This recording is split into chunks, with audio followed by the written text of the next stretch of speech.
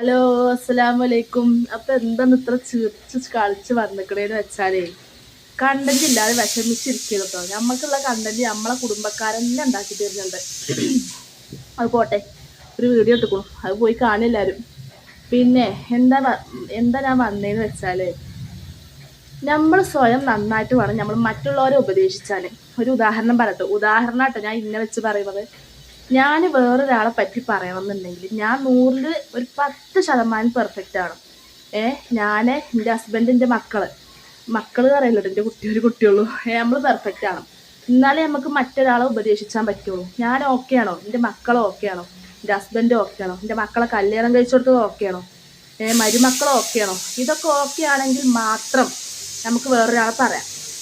അതല്ലാതെ അവനാൻ്റെ നെഗറ്റീവൊക്കെ ഒരു മുക്കിൽ കണ്ടിട്ടിട്ട് മറ്റുള്ളവരെ നെഗറ്റീവ് തേടിപ്പോയാൽ അത് സ്വയം നാറാനുള്ളൊരു ഇത് മാത്രമേ ആവുള്ളൂ. അപ്പോൾ ഇപ്പം ഞാനിപ്പോൾ വേറൊരാളെ പറയുന്നുണ്ടെങ്കിൽ അതിൻ്റെ 100-ൽ ഒരു 500 നമ്മളെ പറ്റി പറയണ്ടാവും. അതവിടെ മറച്ചു വെച്ചിട്ടാണ് ഇന്നെ പറയാൻ വരുന്നത്. അതുകൊണ്ട് പറയുന്നവരവിടെ പറഞ്ഞും കൊണ്ടേയിരിക്കുക. എനിക്കിതൊക്കെ ഒരു കണ്ടന്റാണ്, സത്യം പറയാം. ഞാൻ കണ്ടന്റ് ഇല്ലാതെ എന്താ ഇപ്പം എനിക്ക് കാട്ടി, എങ്ങനെയപ്പോൾ ഇത് വീഡിയോ ഇടുക, ഇതിപ്പോൾ തുടങ്ങി വെച്ചില്ലേ. അപ്പോൾ നമ്മളെ പറയുന്നവർ പറഞ്ഞും കൊണ്ടേയിരിക്കുക, നമ്മൾ അതിന് പ്രതികരിച്ചും കൊണ്ടേയിരിക്കും. എനിക്കിപ്പോൾ ഡെയിലി വീഡിയോ ഇടണ്ടേ, ഡെയിലി ഷോർട്സ് ഇടണ്ടേ. സ്വയം നേരാകുക, സ്വയം നന്നായതിൻ്റെ ശേഷം മാത്രം മറ്റുള്ളവരെ പറയാം. നമ്മൾ 5 വക്ത് നിസ്കരിച്ച് നോലും പോയിട്ട് പടച്ചോനെ പേടിച്ച് ജീവിച്ചു പറഞ്ഞിട്ട് കാര്യമില്ല.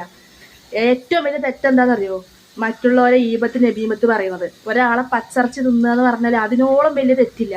അതൊക്കെ ചെയ്തിട്ട് നമ്മൾ നിസ്കരിച്ച് വലിയ മൂല്യരായി നടന്നിട്ടും പെട്ടെന്ന് ഒരു കാര്യമില്ല. ഏറ്റവും വലിയ തെറ്റ് അതാണ്, ഒരാളെ പച്ചറച്ച് തിന്നുക എന്നുള്ളത്. അതാദ്യം നിർത്തുക, എന്നിട്ട് മറ്റുള്ളവരെ പറയാൻ വരിക.